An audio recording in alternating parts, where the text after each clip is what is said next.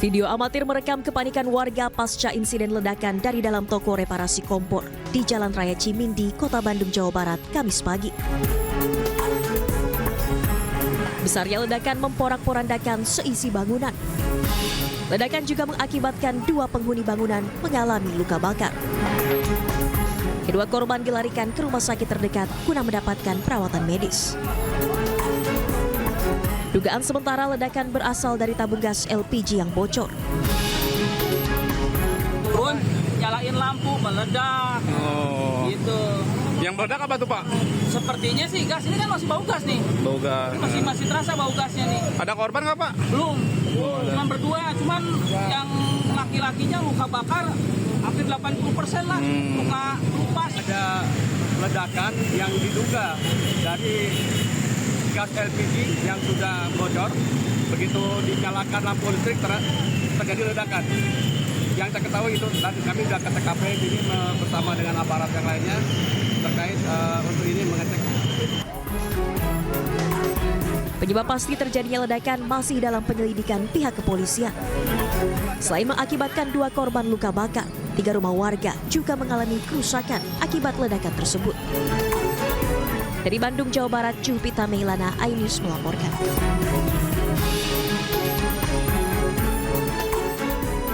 Halo, selamat sore pemirsa. Demikian tadi berita pilihan iNews sore bersama saya, Diandra Mukni. Kita awali iNews sore hari ini dengan informasi aksi unjuk rasa di depan kantor Badan Pertanahan Nasional Lombok Barat berlangsung ricuh. Masyarakat Desa Buwun Mas Lombok Barat memaksa masuk ke dalam kantor BPN setempat dan menuntut kepemilikan lahan atas surat keputusan dari Kementerian ATR BPN.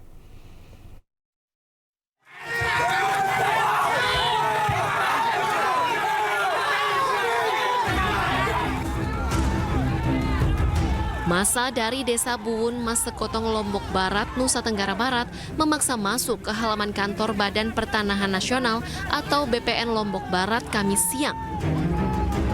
Mereka memaksa masuk lantaran aksinya tidak ditanggapi.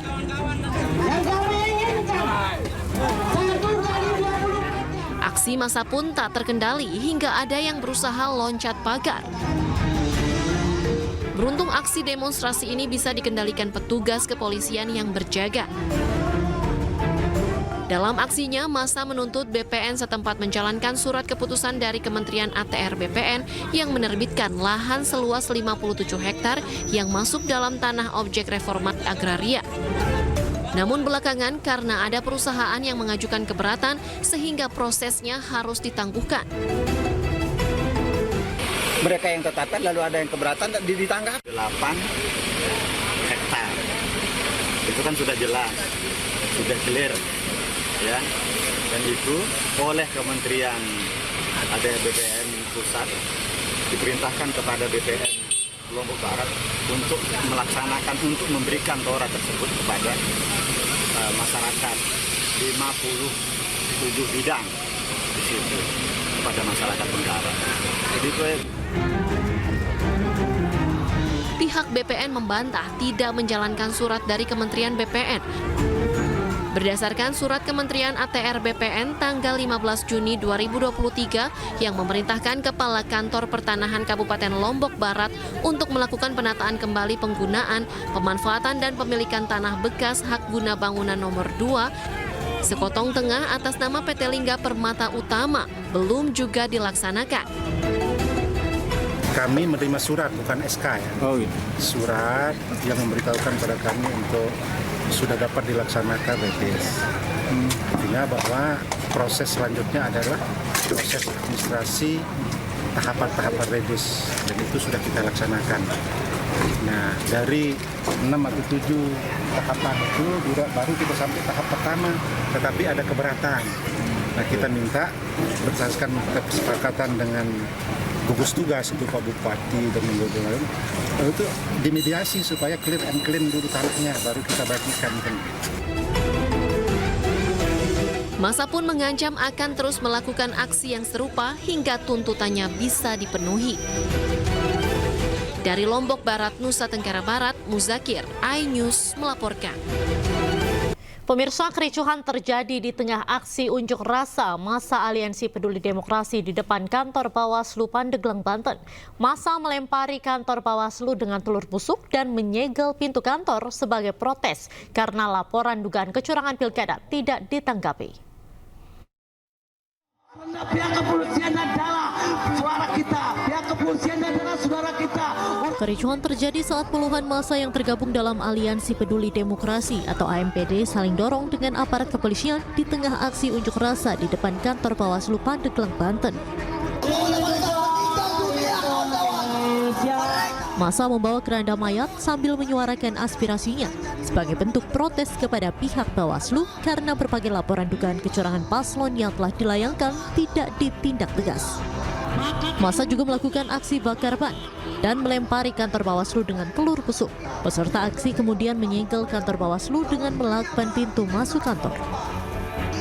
Massa mengecam Bawaslu Pandeglang yang dianggap tidak serius dalam menangani laporan masyarakat tentang dugaan kecurangan di Pilkada Serentak 2024. Menuntut untuk Bawaslu Kabupaten Pandeglang untuk kemudian mengoreksi kembali terkait laporan yang itu tidak ditindaklanjuti oleh Bawaslu, dalam hal ini adalah Kumdu. Massa berharap aksi unjuk rasa ini akan ditanggapi oleh pihak Bawaslu. Mereka berharap Bawaslu bersikap adil dalam mengawal pesta demokrasi Pilkada Serentak. Dari Pandeglang, Banten, Iskandar Nasution, iNews melaporkan.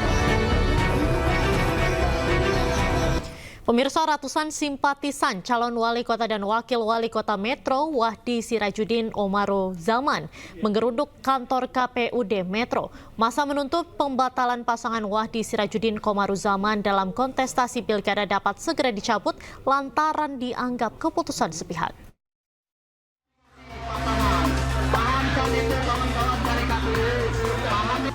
Massa pendukung calon wali kota dan wakil wali kota Metro nomor urut 2, Wahdi Sirajudin Omaru Zaman, menggeruduk kantor KPU Metro Lampung. Massa meminta klarifikasi KPU Metro terkait pembatalan kepesertaan pasangan Wahdi Sirajudin Omaru Zaman. Massa menuntut pembatalan tersebut segera dicabut lantaran dianggap keputusan sepihak. Massa juga mengancam bakal kembali datang dengan jumlah yang lebih besar jika dalam waktu dekat tuntutannya tidak dipenuhi. Statement dari KPU Provinsi Lampung itu semua pegang rekamannya ya. Menyatakan bahwa selama ini KPU Kota Metro itu selalu konsultasi ke KPU Provinsi. Tetapi KPU Provinsi sendiri kaget. Loh, apa yang dikonsultasikan sama yang diputuskan kemarin tuh. Tadi saya berkomunikasi dengan KPU Provinsi. Jadi hari ini lagi pembahasan tadi jam 10.48 pembahasan di KPRI. Jadi saya harap bertunggu. Untuk komisioner baru itu baru hari ini berangkat ke Jakarta untuk dilantik tanggal nanti malam jam 9. Diketahui sebelumnya pasangan Wahdi Sirajudin Omaru Zaman didiskualifikasi sebagai peserta Pilkada Kota Metro. Keputusan diambil lantaran Omaru Zaman terbukti melakukan pelanggaran pemilu. Dari Kota Metro Lampung, Tinus Ristanto, iNews melaporkan. Pemirsa, sebuah minibus yang dikemudikan pelajar sekolah menengah pertama terperosok ke sungai di Jalan Mandara Permai, Kapuk Muara, Penjaringan, Jakarta Utara. Tidak ada korban jiwa, namun mobil rusak parah.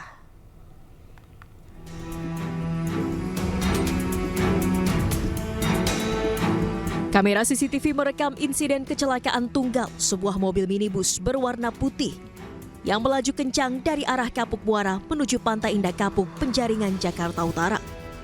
Mobil yang dikendarai pelajar sekolah menengah pertama ini oleng dan terguling ke dalam kali. Beruntung, pengemudi tidak mengalami luka dan dapat dievakuasi dari mobil yang terperosok dengan posisi miring di dalam kali. Gak tahu ngantuk apa main HP, gak tahu apa itu. Orang kedengeran doang, aja, kencang. Tapi jalanan lagi sepi, Bang? Ya, pas lagi sepi. Belum diketahui penyebab kecelakaan ini, sementara kasus kecelakaan tunggal ini ditangani unit Laka Lantas wilayah Jakarta Utara. Dari Jakarta, Sofyan Firdaus, iNews melaporkan.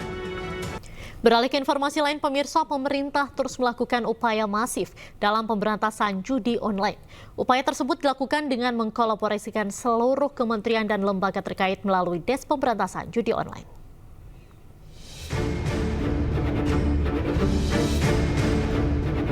Sebanyak 8,8 juta orang di Indonesia terlibat judi online dengan perputaran uang menyentuh angka 900 triliun rupiah di tahun 2024. Pemerintah pun hingga kini terus melakukan upaya masif dalam memberantas judi online di tanah air.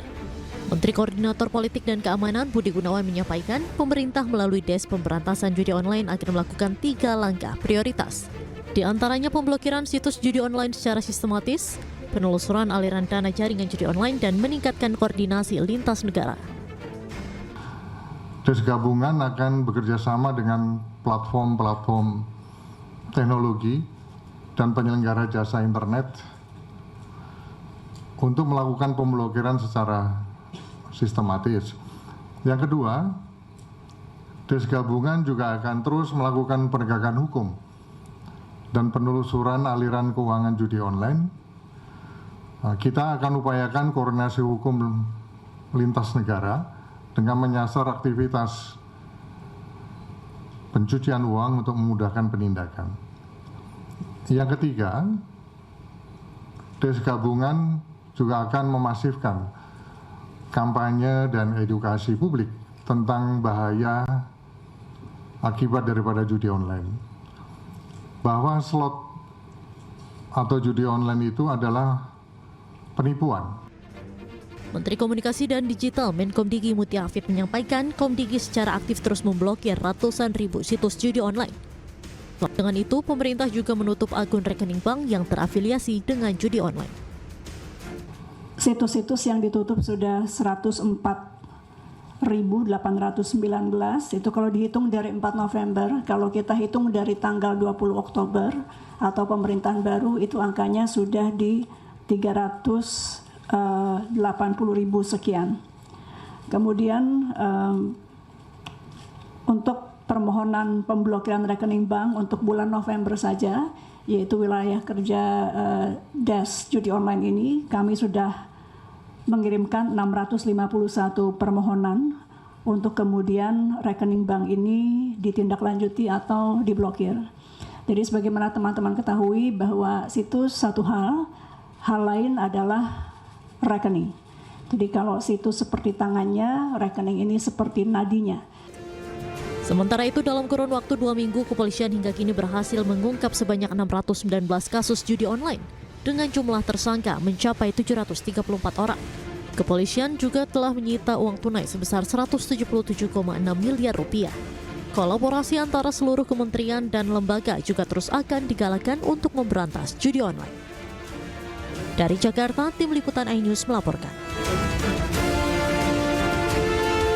Pemirsa, Setio Budianto mendapat suara terbanyak dalam pemilihan Ketua KPK di Komisi 3 DPR RI. Atas hasil ini, Setio Budianto ditetapkan menjadi Ketua KPK 2024-2029. Pak Beni Utama. Komisi 3 DPR RI menyelesaikan proses pemilihan calon pimpinan Komisi Pemberantasan Korupsi periode 2024-2029 dalam rapat pleno di Komisi 3 Komplek Parlemen Senayan, Jakarta. Setio Budianto mendapat suara terbanyak dalam pemilihan Ketua KPK dengan 45 suara. Dengan hasil ini, Setio Budianto sebagai Ketua KPK periode 2024 hingga 2029. Setio akan memimpin lembaga anti rasuah 5 tahun mendatang bersama Fitroh Roh Cahyanto, Ibnu Basuki Widodo, Johanis Tanak, dan Agus Joko Pramono. Diharapkan pimpinan terpilih KPK ini bisa menyelesaikan kasus-kasus korupsi yang masih ada di Indonesia. Tim Liputan iNews melaporkan. Sementara itu, Ketua Komisi 3 DPR RI enggan menanggapi soal komposisi pimpinan KPK terpilih yang didominasi oleh sosok berlatar belakang aparat penegak hukum. Menurutnya, nama-nama yang terpilih merupakan pilihan setiap anggota DPR Komisi 3 tanpa adanya intervensi.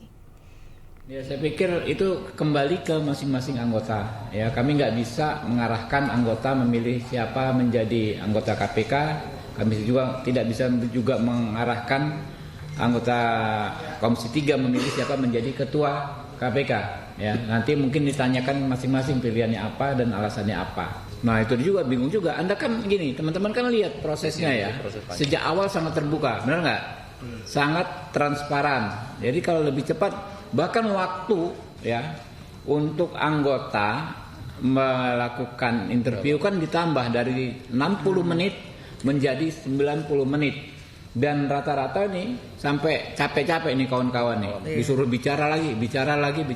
Which is kalau periode lalu untuk bicara itu kadang-kadang menjadi kemewahan. Kenapa? Waktu itu mungkin habis pandemi kan yang bicara hanya Kapoksi. Jadi anggota biasa jarang bicara, Pak. Ini sekarang anggota biasa dengan periode yang ini diberikan keleluasaan untuk berbicara sampai muter-muter lagi, bicara lagi, ya.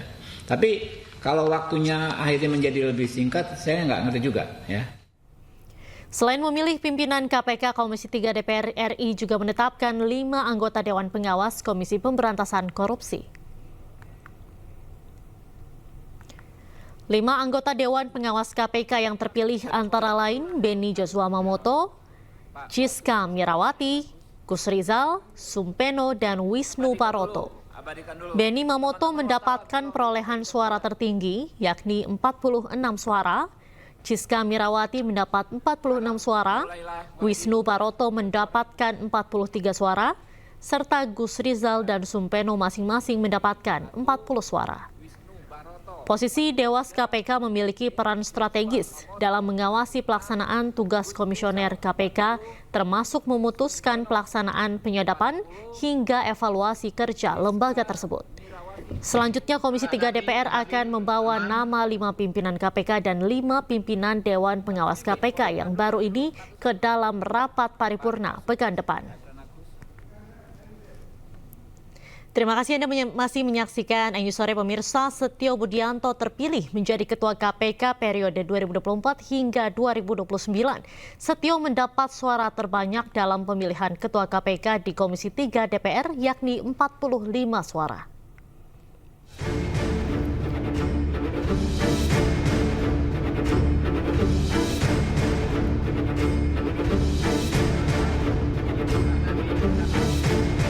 Komjen Pol Setio Budianto terpilih sebagai Ketua KPK periode 2024-2029.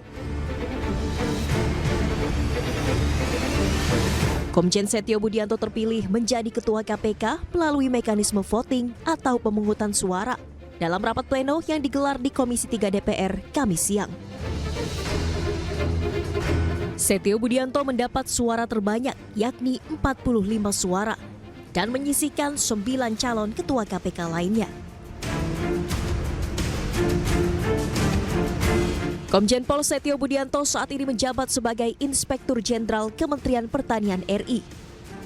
Pria berusia 57 tahun ini telah lama berkarir di kepolisian tanah air. Ia juga merupakan mantan Kapolda Sulawesi Utara. Setio Budianto sendiri bukan orang baru di lingkungan Komisi Pemberantasan Korupsi. Dirinya pernah menjabat sebagai Direktur Penyidikan KPK. Selanjutnya, Komisi 3 DPR akan membawa nama 5 pimpinan KPK yang baru ke dalam rapat paripurna pekan depan.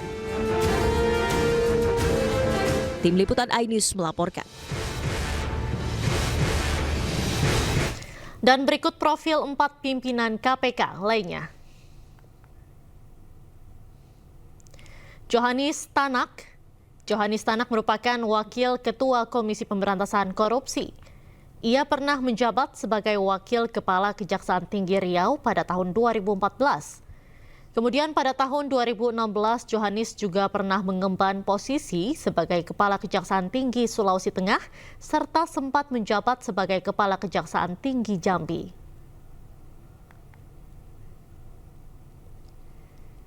Kemudian ada Ibnu Basuki Widodo yang juga terpilih sebagai pimpinan KPK baru. Ibnu Basuki Widodo merupakan capim KPK dengan latar belakang hukum. Ia pernah menjabat sebagai hakim di Pengadilan Tinggi Manado. Ibnu juga pernah menjabat sebagai hakim di Pengadilan Negeri Jakarta Pusat.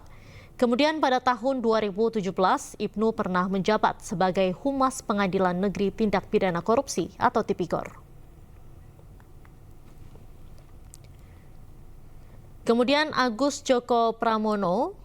Agus merupakan anggota Badan Pemeriksa Keuangan Republik Indonesia atau BPK periode 2018 hingga 2023.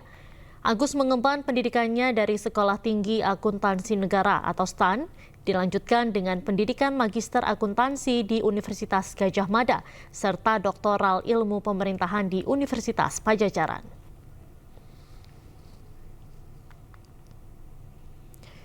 Selanjutnya, Fitroh Roh Cahyanto saat ini menjabat sebagai Jaksa Fungsional Jampitsus Kejaksaan Agung RI. Fitroh juga pernah menjabat sebagai Direktur Penuntutan Komisi Pemberantasan Korupsi pada 2019 lalu, mundur pada tahun 2023. Dan pemirsa, di tengah terpilihnya Komjen Setio Budianto menjadi Ketua KPK baru, muncul pertanyaan keberlangsungan operasi tangkap tangan KPK. Untuk mengetahui informasi selengkapnya, kami telah terhubung dengan Koordinator Masyarakat Anti Korupsi atau MAKI, Boyamin Syaiban. Selamat sore, Pak Boyamin. Sore Diandra dan seluruh pemirsa. Baik, Pak Boyamin, melihat 5 pimpinan baru KPK, menurut Bapak seperti apa? Ya, masih versi saya punya harapan lah, meskipun tidak terlalu tinggi gitu. Tapi setidaknya dari pimpinan itu kan tidak ada cerita miring sebelumnya. Beda.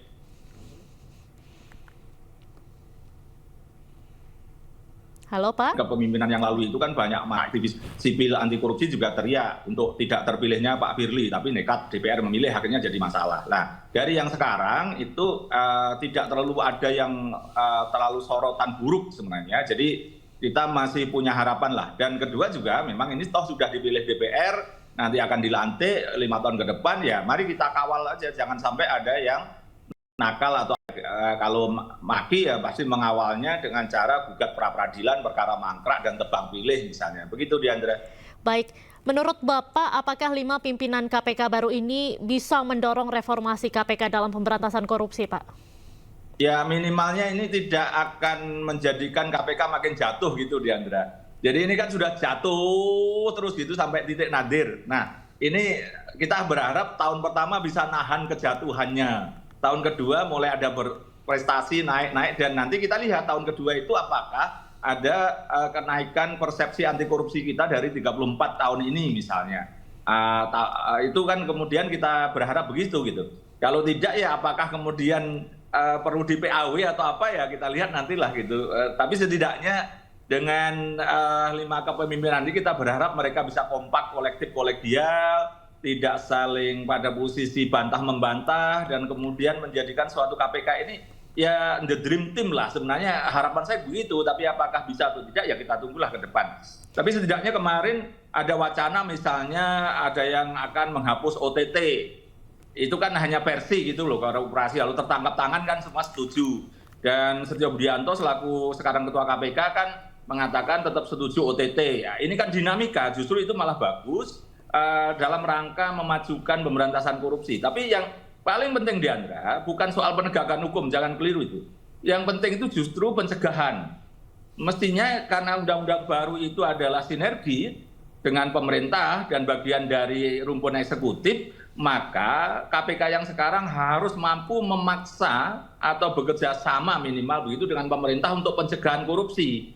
Nah, di mana itu uang yang masuk tidak bocor, uang yang keluar tidak bocor. Jangan sampai kemarin ada cerita pajak atau bea cukai bocor sampai 300 triliun yang diungkap Pak Mahfud. Kalau uang keluar jangan sampai ada lagi proyek pemerintah yang rugi 80% seperti BTS Kominfo. Nah, yang tugasnya KPK ke depan supaya lebih hebat itu di situ sebenarnya mampu memaksa pemerintah untuk membuat tata kelola yang lebih baik terhadap penyelenggaraan pemerintahan termasuk keuangannya. Nah, ini yang harus kita tekankan pada pimpinan KPK yang sekarang. Kalau penegakan hukum udahlah itu anggap aja ya memang kewajibannya, tapi kalau dianggap mau berprestasi ya bisa membuat roadmap, membuat program bahwa pemerintah mampu melakukan pencegahan. Jadi transparan, akuntabel, dan bisa dilihat oleh masyarakat juga, proyek tidak ada yang di-markup atau diturunkan speknya, terus juga uang masuk tidak dikorupsi, tidak ada pajak lagi yang dikorupsi, bea cukai tidak ada dikorupsi, itu yang justru malah kita harapkan gitu. Nah, negara-negara maju itu sering saya katakan mampu mencegah tiris dan rembes. Lah kita itu mampu dan mencegah bocor aja dipertanyakan gitu Diandra. Jadi kita ini kan masih levelnya masih mencegah bocor gitu. Bahkan kalau bicara Kominfo, BTS Kominfo kemarin kan 80% kerugian. Itu kan berarti jebol itu, banjir itu. bukan bocor lagi itu Diandra, masih itu. Baik, berarti menurut Bapak apakah OTT sendiri ini masih diperlukan oleh KPK atau mungkin malah kalau misalnya tidak ada OTT ini malah menjadi kemunduran bagi upaya pemberantasan korupsi, sementara untuk pengoptimalan pencegahan korupsi ini kan juga tadi menjadi salah satu sorotan yang perlu ditingkatkan kembali oleh KPK sendiri. Menurut Pak Boyamin sendiri bagaimana? Tetap perlu, OTT itu tetap perlu, kan tetap ada laporan dari masyarakat. Misalnya yang satu karena idealisme, tapi itu jarang sebenarnya. Misalnya iri atau tidak dapat bagian atau yang berkompetisi di dalam sehingga kemudian membocorkan kepada KPK ada dugaan akan suap segala macam. Ya harus ditindaklanjuti itu dan dilakukan tertangkap tangan. Karena apa? Supaya orang tetap takut untuk suap. Karena apa? Nanti takut ditangkap KPK atau disadap KPK kan itu. Jadi tetap perlu itu sebagai efek jerah dan juga trigger mekanisme tugasnya KPK untuk mencegah korupsi itu salah satunya ya tetap penindakan hukum terutama OTT. Nah, sebenarnya ini hanya istilah aja, KUHP kita hanya mengenal tertangkap tangan. Nah, tertangkap tangan itu kan kalau istilah KUHP umum itu ada orang mencopet di pasar, kemudian ketahuan rame-rame ditangkap oleh satpam, serahkan polisi. Tapi kalau soal suap kan nggak mungkin itu, mereka kan sembunyi-sembunyi. Nah,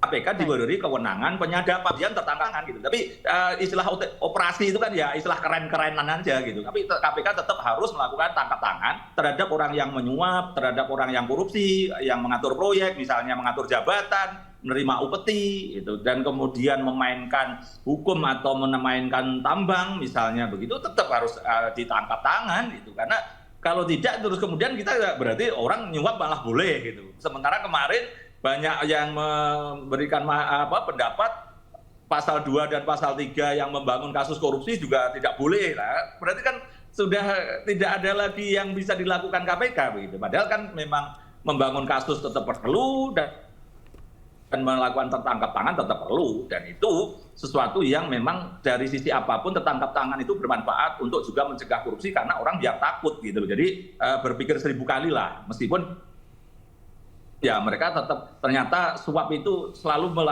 ada perkembangannya supaya tidak ketahuan. Ya, tapi KPK tidak boleh kalah dengan cara-cara orang melakukan suap untuk mengendusnya dan menangkapnya gitu Diandra. Baik, mungkin terakhir Pak Boyamin, langkah untuk mengoptimalisasi pencegahan korupsi sendiri, menurut Bapak ini apa langkah yang seharusnya dilakukan oleh KPK? KPK harus membuat sebuah grand design atau desain besar atau skema besar untuk membuat pencegahan itu, yaitu tadi saya katakan sederhana aja, level kita mencegah, tiris dan rembes gitu. Nah, itu bagaimana? Nah, itu bersama pemerintah. Mudah-mudahan ini kan sudah diotorisasi Pak Prabowo. Ketika saya protes ini Pak Jokowi sudah tidak berwenang lagi, akhirnya kan sudah dinyatakan Pak Prabowo memang setuju terhadap calon 10 ini. Disetujui oleh DPR juga. Nah, maka kemudian ini yang paling utama pencegahan itu dari situ gitu, membuat skema besar, bahkan sampai level kecil begitu. Jangan sampai misalnya perjalanan dinas itu dikorupsi dengan cara fiktif atau dimakar misalnya begitu. Atau gaji juga begitu. Jangan sampai ada lagi yang main-main dengan tunjangan kinerja. Misalnya di Kementerian SDM remunerasi pernah dilakukan penyimpangan. Nah, ini yang proses-proses ini, dan mungkin pada posisi tertentu kalau belajar dari Singapura dan Malaysia, sektor swasta juga bisa diproses korupsi. Nah, ini apakah nanti bisa dilakukan oleh KPK, tapi itu nanti ke depan lah. Tapi setidaknya pencegahan korupsi itu pada posisi itu membuat pemerintah kita transparan, bisa dipertanggungjawabkan, tidak ada kong-kali-kong, dan utamanya ya bersih dari kolusi dan nepotisme. Jadi ini yang sangat bisa kita harapkan pada KPK ini mampu melakukan terobosan, tanda kutip memaksa pemerintah untuk tata kelola yang lebih baik. Masih Diandra. Baik, terima kasih banyak Pak Boyamin atas waktunya sudah bergabung dengan iNews Sore hari ini. Semoga sehat selalu Bapak. Dan semoga korupsi semakin bisa diberantas. Terima kasih Bapak. Pemirsa, Anda kembali di iNews Sore bersama saya Diandra Mukni. Polda Metro Jaya menggelar doa bersama menjelang Pilkada Serentak 2024 pada 27 November mendatang. Acara dihadiri 3 paslon Pilgub Jakarta yang sepakat menyatakan komitmennya menjaga perdamaian dalam pelaksanaan Pilkada.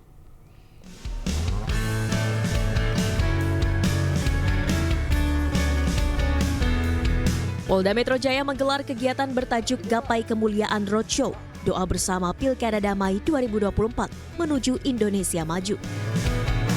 Bertempat di Masjid Al-Kausar, Mapolda Metro Jaya, Jakarta Selatan, Kamis pagi. Ketiga calon gubernur Jakarta yakni Ridwan Kamil, Dharma Pongrekun, dan Pramono Anung turut hadir dalam rangkaian kegiatan doa bersama dengan didampingi calon wakil gubernurnya masing-masing. Kegiatan doa bersama di Masjid Al-Kausar Mapolda Metro Jaya mengangkat tema Lisan Terjaga, Harmoni Terpelihara dan diharapkan mampu menyejukkan suasana Jakarta di masa pilkada, menjelang dan setelah pencoblosan serentak pada 27 November mendatang. Upaya yang dilakukan oleh Polri, Polda Metro Jaya untuk cooling system ya, mendinginkan, sistem pendingin. Komitmen Polda Metro Jaya melaksanakan pengamanan kegiatan masyarakat dalam waktu dekat ini pilkada itu juga harus aman, damai, dan itu membutuhkan kerjasama kita semua. Sementara 3 paslon Pilgub Jakarta yakni RK Suswono, Dharma Kun, dan Pramono Rano menyatakan komitmennya menjaga perdamaian demi terciptanya pilkada yang aman dan damai. Warga Jakarta yang tercinta, kita jadikan pilkada Jakarta ini paling teladan se-Indonesia. Jakarta adalah pusatnya Indonesia. Kalau sudah jadi pusat, segalanya harus jadi percontohan kan. Dari sisi damai, kondusif, partisipasinya, mari beramai-ramai ke TPS. Siapapun yang terpilih sudah ada garis tangannya. Kita akan menjalani proses demokrasi yang akan ditentukan tanggal 27 nanti sungguh-sungguh dengan niat yang tulus untuk memperjuangkan dan membela rakyat. Itu yang terpenting. Pilihlah secara rasional siapapun yang bisa memberikan pelayanan terbaik bagi warga Jakarta. Kalau kami jelas, kami memang dari awal sudah menyampaikan politiknya riang gembira dan kami jalankan secara konsisten. Kegiatan doa bersama ini juga sebagai imbauan kepada masyarakat agar penyelenggaraan Pilkada Serentak 27 November mendatang terlaksana dengan aman dan damai, dengan kerjasama dan dukungan semua pihak. Dari Jakarta, tim liputan iNews melaporkan.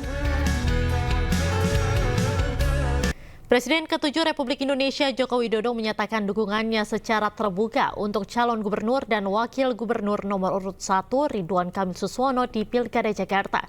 Jokowi menilai RK adalah sosok figur pemimpin yang memiliki sejumlah rekam jejak dan diyakini bisa menyelesaikan berbagai permasalahan di Jakarta. Presiden ke-7 Republik Indonesia Joko Widodo bertemu dengan calon gubernur Jakarta nomor urut 1 Ridwan Kamil di kawasan Cempaka Putih, Jakarta Pusat. Dalam pertemuan ini, Jokowi secara terbuka dengan tegas mendukung pasangan Ridwan Kamil Suswono di Pilkada Jakarta.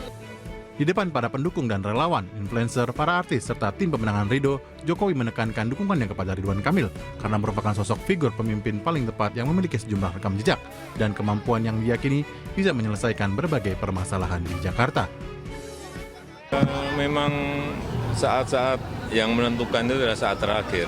Di etapa terakhir seperti ini harus bekerja keras. Saya diundang ke Jakarta, saya datang karena saya mendukung. Nah, mudah-mudahan rekam jejak, pengalaman, dan memang ilmunya kami ada di tata kota, tinggal diberi kesempatan oleh warga Jakarta, diberi takdir oleh Allah. Insya Allah Jakarta perubahannya lebih cepat. Selain menjadi ajang silaturahmi, pertemuan ini menjadi bentuk dukungan yang besar bagi pasangan Ridho untuk menang satu putaran di pekan terakhir masa kampanye. Dari Jakarta, Faisal Rinaldi, Eri Nugraha, iNews melaporkan. Pemirsa, Kapolri dan Panglima TNI menghadiri acara doa bersama lintas agama di lapangan Simpang 5 Semarang, Jawa Tengah. Meski berbeda pilihan, masyarakat dihimbau tetap menjaga kondusivitas selama penyelenggaraan pilkada serentak.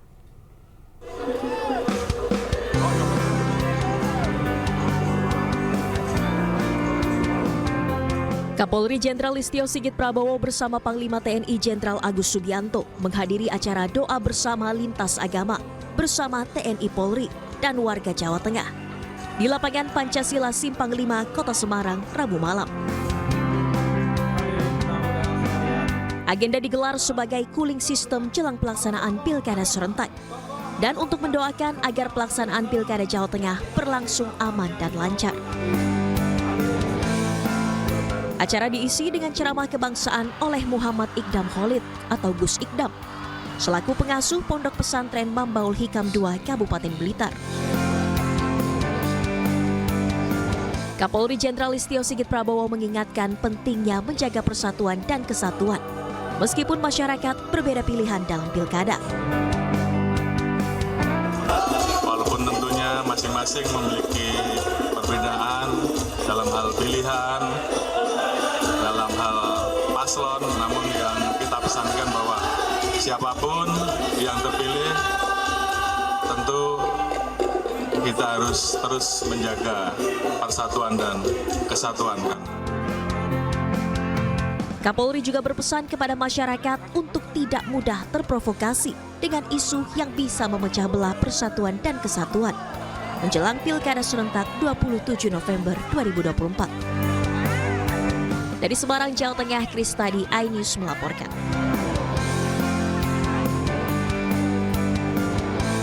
Pemirsa, ex-Gubernur Jakarta periode 2017-2022 Anies Baswedan hadir dalam acara apel siaga kawal TPS dan rapat akbar warga kota di lapangan Blok S Kebayoran Baru, Jakarta Selatan.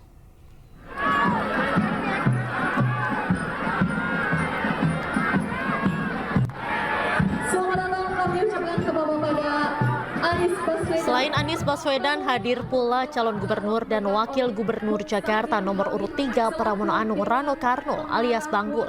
Anies hadir dengan mengenakan baret oranye dengan logo warga kota. Tak hanya bertiga, hadir pula Ketua Dewan Pengarah Warga Kota Sahrin Hamid, juru bicara Pramono Rano Ciko Hakim, dan tokoh lainnya. Hadir pula belasan ribu relawan warga kota untuk mengawal suara Pramono Rano di TPS.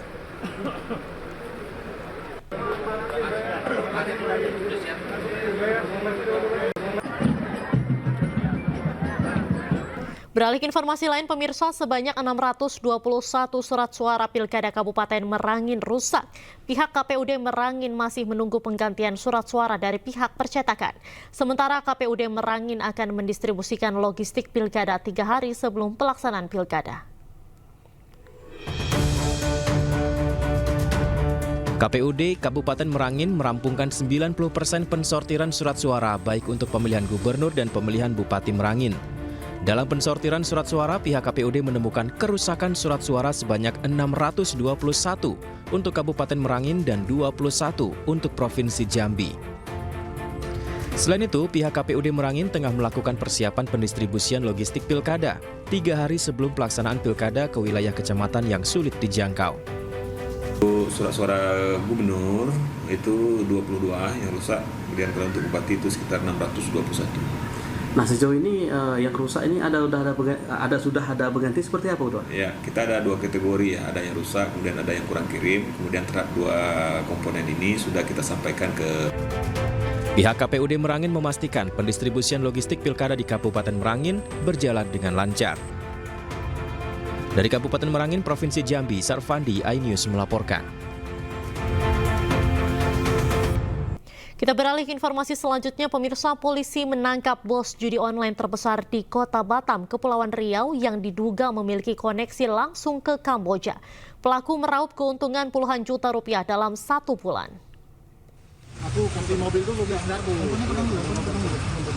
Tim Jatanras Satreskrim Polresta Barela menciduk AF, warga Lubuk Baja di kawasan Pelita, Batam, Kepulauan Riau. Ia ditangkap atas dugaan keterlibatannya atas situs judi online yang sudah cukup lama beredar di Kepulauan Riau dan merupakan situs judol terbesar di Kepulauan Riau.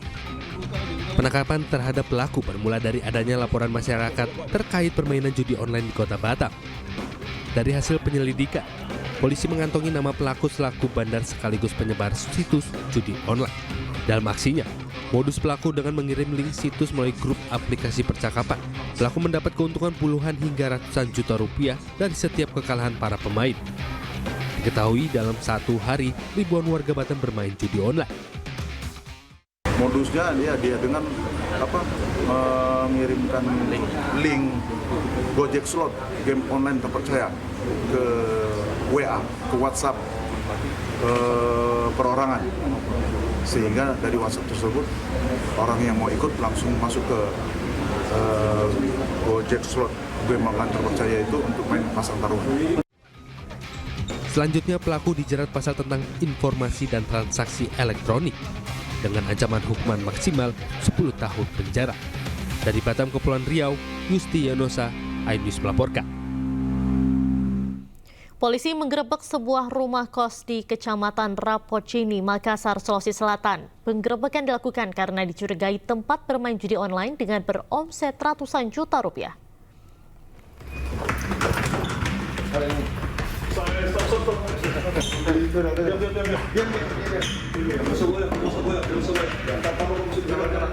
Unit Jantanras Polrestabes Makassar menggerebek sebuah rumah kos-kosan di Jalan Hertasning, Kecamatan Rapocini, Kota Makassar, yang ditengarai sebagai tempat praktik judi online. Saat penggerebekan ditemukan dua pemuda sedang melakukan praktik judi online. Polisi juga menemukan 3 unit PC yang sudah dirakit khusus, beberapa handphone, serta ratusan kartu perdana untuk akun judi online. Dalam memuluskan aksinya, para pelaku sering berpindah-pindah kos untuk menghindari incaran petugas. Dari aksinya, pelaku telah meraup untung ratusan juta rupiah.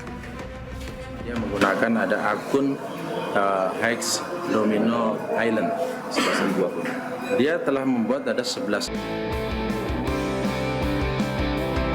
Dalam sejumlah kegiatannya, Wakil Presiden Gibran Rakabuming Raka mulai nampak mengenakan pakaian safari putih yang sebenarnya sering kita lihat digunakan oleh Presiden Prabowo Subianto. Lihatlah seperti dalam kegiatan Wakil Presiden saat melakukan uji coba makan bergizi gratis di SDN 15 dan SLBN 5 Slipi, Jakarta. Dengan setelan pakaian kemeja safari putih dan celana hitam, Wakil Presiden Gibran Rakabuming Raka menyapa warga dan para siswa, menanyakan mengenai menu makanan yang disajikan dalam program Makan Bergizi Gratis.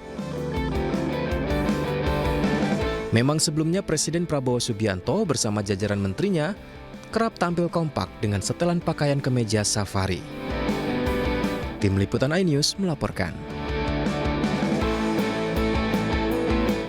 Aksi unjuk rasa di depan kantor Badan Pertahanan Nasional Lombok Barat berlangsung ricuh. Masyarakat desa Buwun Masekotong Lombok Barat memaksa masuk ke dalam kantor BPN setempat dan menuntut kepemilikan lahan atas surat keputusan dari Kementerian ATR BPN.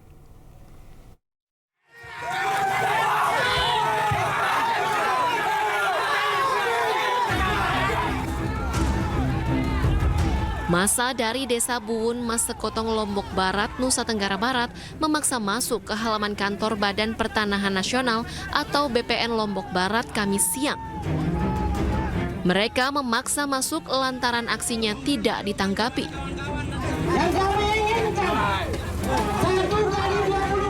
Aksi massa pun tak terkendali hingga ada yang berusaha loncat pagar. Beruntung aksi demonstrasi ini bisa dikendalikan petugas kepolisian yang berjaga.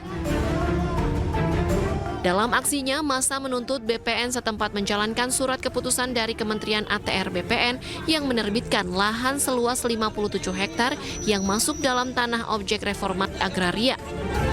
Namun belakangan karena ada perusahaan yang mengajukan keberatan sehingga prosesnya harus ditangguhkan.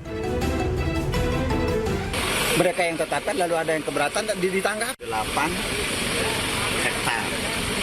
Itu kan sudah jelas, sudah clear. ya, dan itu oleh Kementerian ATR BPN Pusat diperintahkan kepada BPN Lombok Barat untuk melaksanakan, untuk memberikan tora tersebut kepada masyarakat 57 bidang di situ kepada masyarakat Tenggara. Jadi itu Pihak BPN membantah tidak menjalankan surat dari Kementerian BPN. Berdasarkan surat Kementerian ATR BPN tanggal 15 Juni 2023 yang memerintahkan Kepala Kantor Pertanahan Kabupaten Lombok Barat untuk melakukan penataan kembali penggunaan, pemanfaatan dan pemilikan tanah bekas hak guna bangunan nomor 2 Sekotong Tengah atas nama PT Lingga Permata Utama belum juga dilaksanakan. Kami menerima surat, bukan SK ya. Oh, gitu. Surat yang memberitahukan kepada kami untuk sudah dapat dilaksanakan redes. Artinya bahwa proses selanjutnya adalah proses administrasi tahapan-tahapan redes, dan itu sudah kita laksanakan. Nah, dari 6 atau 7 tahapan itu baru kita sampai tahap pertama, tetapi ada keberatan. Nah, kita minta berdasarkan kesepakatan dengan gugus tugas itu Pak Bupati dan lain-lain, itu dimediasi supaya clear and clean dulu tanahnya, baru kita bagikan. Masa pun mengancam akan terus melakukan aksi yang serupa hingga tuntutannya bisa dipenuhi. Dari Lombok Barat, Nusa Tenggara Barat, Muzakir, iNews melaporkan. Terima kasih Anda masih bergabung sama kami bersama pasangan calon gubernur dan wakil gubernur Jakarta nomor urut 3 Pramono Anung dan Rano Karno kembali bertemu mantan gubernur Jakarta Anies Baswedan di kediaman Anies di wilayah Lebak Bulus. Pertemuan kali ini juga diikuti oleh Forum Ulama Habaib atau FUHAB. Pramono dan Rano Karno tiba di kediaman Anies Baswedan di kawasan Lebak Bulus, Jakarta Selatan di Rabu pagi. Pramono dan Rano kemudian langsung masuk ke rumah dan disambut hangat oleh Anies Baswedan. Pramono Rano berterima kasih telah mendapatkan kesempatan bersilaturahmi dengan para ulama. Sementara itu Anies menjelaskan tujuan pertemuan tersebut untuk berjuang bagi warga Jakarta. Terlihat Pramono Rano, Anies serta para ulama yang hadir berpose 3 jari yang identik dengan nomor urut pasangan Pramono Rano dalam Pilgub Jakarta.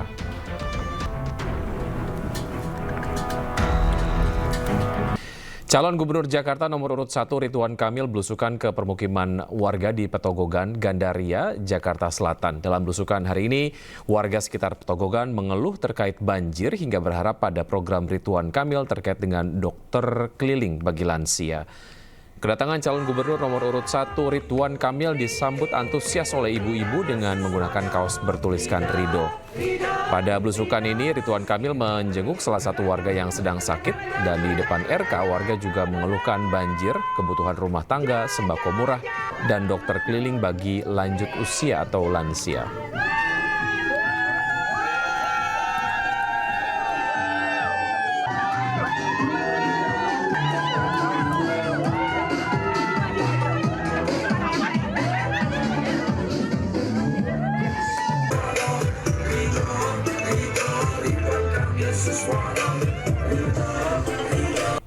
Ya, pemirsa, rencananya Ridwan Kamil Suswono pasangan Ridho akan menggelar konser Akbar Satuin Jakarta pada hari Sabtu 23 November esok. Bagaimana keseruannya, dan kita akan bergabung dengan Basri Baco selaku sekretaris tim pemenangan Ridwan Kamil Suswono. Selamat sore Bang Basri.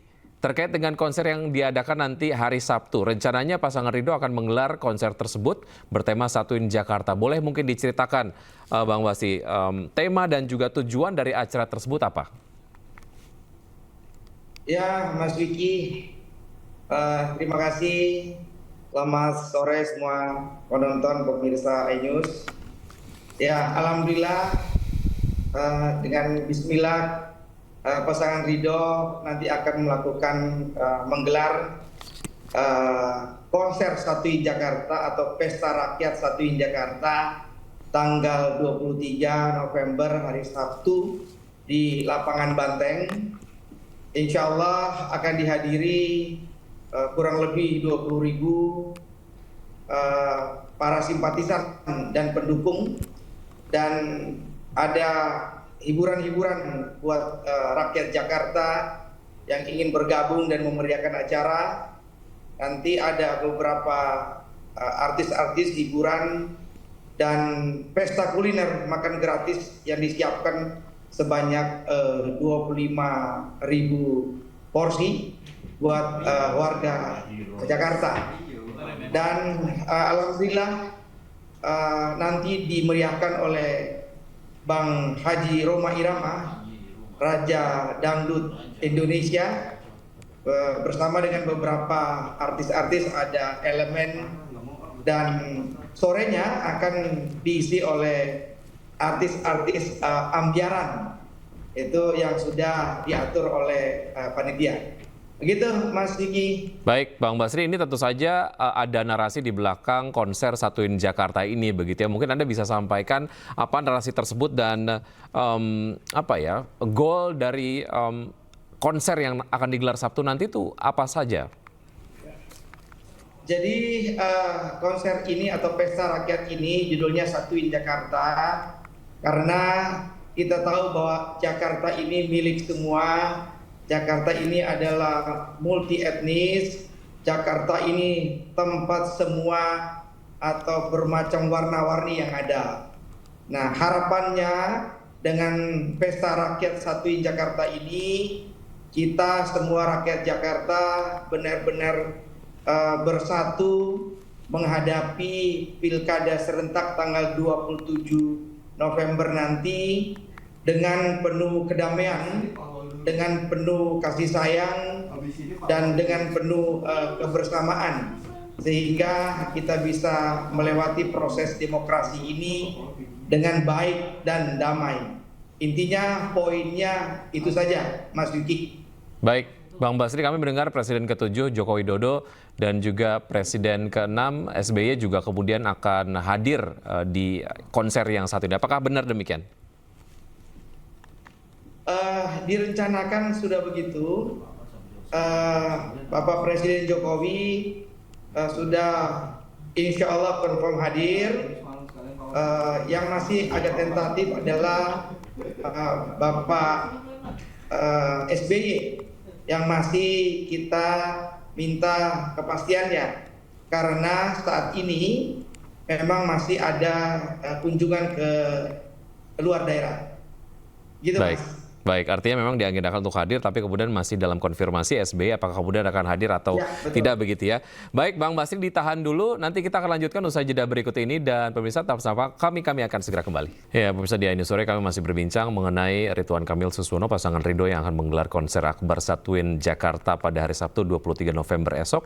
Dan saya masih berbincang bersama Bang Basri Baco, selaku Sekretaris Tim Pemenangan Ridwan Kamil Suswono. Bang Basri, bicara mengenai penyelenggaraan konser ini, tentu saja ada target dari kemudian pemilih yang mencoba untuk digaet lah ya, untuk kemudian memilih pasangan Ridho begitu. Nah, mungkin targetnya seperti apa, Bang Basri? Iya, sebenarnya kalau target itu kan sudah sejak masa kampanye sudah kita jalankan ya. Jadi kalau konser ini hanya gong saja kepada untuk memenuhi hasrat dan keinginan para kader dan pendukung untuk berkumpul bersama yang skalanya lebih besar. Dan tujuan berikutnya adalah untuk memberikan hiburan dan makan gratis kepada warga Jakarta, kepada kader dan pendukung di hari terakhir masa kampanye. Dan nanti direncanakan dikira Minggu Tenang kita akan mengadakan semacam doa bersama di 5 kota, karena Minggu Tenang kita tidak boleh bikin acara kampanye apa-apa. Jadi kepada seluruh rakyat Jakarta, kepada seluruh kader, ayo kita ramaikan konser atau pesta rakyat Satuin Jakarta tanggal 23 November hari Sabtu jam 1 kita mulai. Insya Allah Bang Roma Irama dan beberapa band-band yang lainnya serta band-band ambiaran akan menghibur teman-teman para kader, pendukung dan warga Jakarta yang ada di lokasi lapangan Banteng. Baik. Gitu Mas. Persiapannya Bang Bastri sebelum kita kemudian akhiri perbincangan kali ini, persiapannya sejauh ini sudah berapa persen dan harapannya terakhir lah ya terkait dengan penyelenggaraan konser ini, apakah kemudian ada semacam tips untuk masyarakat yang ingin datang ke sini begitu, seperti apa? Oh ya, alhamdulillah persiapan sudah kita lakukan dari seminggu yang lalu. Dan saat ini sudah hampir 60% persiapan, panggung sudah sedang dibangun, alhamdulillah artis-artis sudah perform semua, perizinan dan pengamanan juga sudah, daftar kader dan pendukung yang hadir sudah masuk juga, dan beberapa kita agak stop karena terutama relawan kami yang hampir 600 organ ini juga infonya akan hadir gitu, dan persiapan lain-lainnya juga sudah kita lakukan. Bagi warga Jakarta, para kader dan pendukung yang ingin hadir, mohon supaya acara kita bisa berjalan meriah, hadirnya tidak membawa anak-anak, tepat waktu, dan moga-moga semuanya bisa riang dan gembira menikmati hiburan dan kuliner gratis di acara Pesta Rakyat Satuin Jakarta hari Sabtu tanggal 23 November jam 13.00 sampai selesai. Baik, Bang Bastri, terima kasih sudah bergabung bersama kami di iNews Sore. Sukses selalu untuk Anda, sampai jumpa. Ya.